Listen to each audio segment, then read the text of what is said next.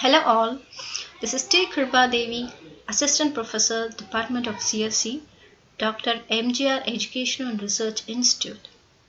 Today, I shall brief on the topic Storage Security Framework in the subject Information Storage Management.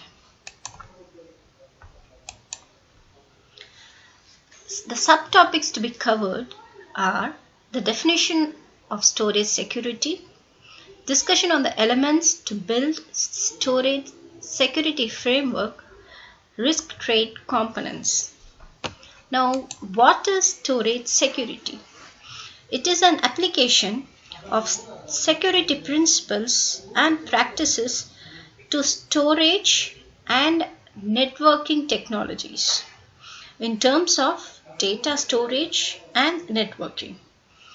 The secured access to information is the main focus of storage security, which begins with building a framework. So now let us see what is storage security framework.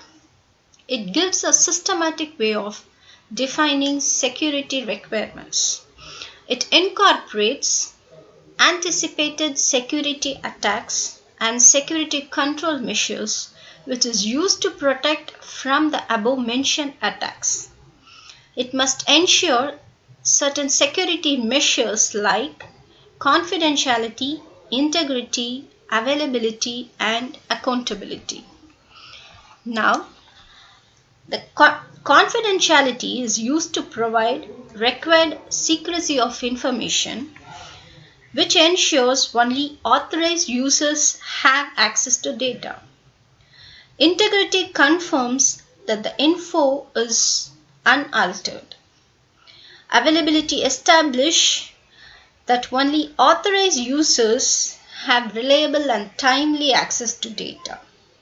Finally, accountability checks for all events and operations that takes place, helps to uniquely identify the actor that performed an action. Let us understand the security elements. The main components of risk trade are threats, assets, and vulnerabilities. Below is a flowchart which clearly explains the causes of risk. If you see, you have owner who has a lot of value for his asset. On the other side, you have a threat agent who give rise to threat that is exploited in the form of vulnerabilities leading to risk which affects the asset. The owner also takes certain steps to impose countermeasures to reduce the risk affecting the asset. So the main aim of threat agent is to abuse or damage the asset which is valued by the owner. So let us know in detail about the individual components of risk trade. First is assets. Asset is basically in IT infrastructure, information is an asset. Other assets are hardware, software, and network infrastructure resource. So protecting asset is a primary concern. Some security mechanisms are involved like easy provision to access information assets only for the authorized users, making it very difficult for potential attackers to access and compromise a system. Also, it should cost more for an attacker to compromise a system in terms of money and time. Next element is threat. So threats are caused by attacks in IT infrastructure. An attack can be passive attack or active attack. So attempts to gain an unauthorized access to the system is called as passive attack, and it affects the confidentiality of information. Whereas active attacks like data modification, denial of service, and repudiation affects the integrity and the availability of the data in the system. So below is a summarization of attacks and its effects on various security measures. So your third element is vulnerabilities. It can occur anywhere in the system. An attacker can bypass controls implemented at a single point in the system. It's one example of vulnerability which can be overcome by giving defense in every depth by implementing security control at each access point of every access path. So the failure which happen anywhere in the system can raise security risk.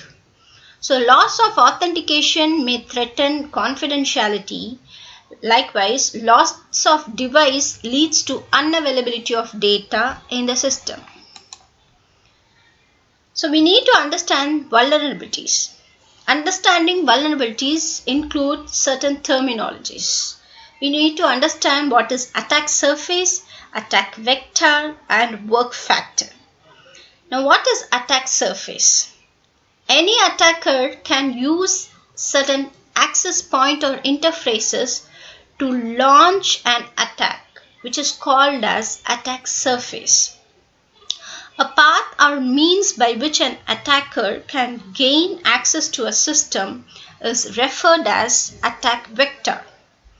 The amount of time or effort required to exploit an attack vector is called as work factor. So a solution or a sample solution to protect critical assets includes minimizing the attack surface, which means minimizing the number of access points or interface used to launch an attack, maximizing the work factor, which will help in increasing the time to exploit an attack vector, then managing the vulnerabilities. So you can manage the vulnerabilities in two ways, like you can detect and remove the vulnerability, or you can install some countermeasures so that you can lessen the impact. Now, what do you mean by countermeasure? Countermeasure is in turn like safeguard or controls which is used to lessen the impact of vulnerability. So this countermeasures can be employed in the form of controls. Controls can be technical or non-technical controls. Technical controls are implemented in computer hardware or software or firmware, whereas non-technical controls are like policies and standards which is used for administration and physical. Also you have physical controls like guards, gates, etc. So the various functions of the controls are used to either prevent the attack or reduce the effect of an attacker, or used for detecting, like discovering attack and triggering preventive or corrective control measures. Well, this is a summary of the topics covered. With this, security storage framework is done. Thanks for listening. Bye. Have a good day.